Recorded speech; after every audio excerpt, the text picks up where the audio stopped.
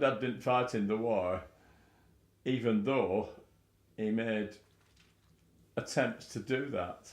And in fact, he wanted to join the Navy, and he passed A1, that is the top grade of pass for health when you join the forces. But he got admonished for that because he was working at Milnrow in Milnrow, which tied him to that factory because they were making parts for tanks and guns and things at the time, and they couldn't release him to join the force, and he got told off about it. If you were on work of what they called national importance, you weren't allowed to join the forces, but he did try.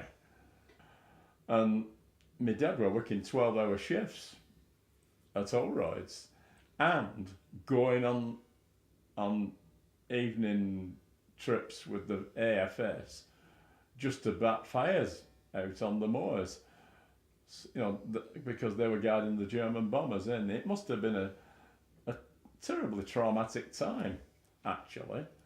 It wasn't all gloom and doom, though.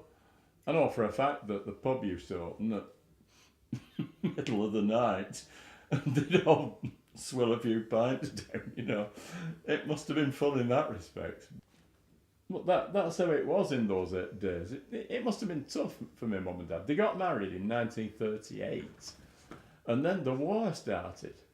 So there's my mum pregnant, not with me, but with twins. And the war started, but there was a sense of looking after each other at the time. And neighbours used to come round and make sure she was all right because she was heavily pregnant. Yeah, so it must have been tough for them, I think. Not just them, but everybody else. It must have been a tough time for them.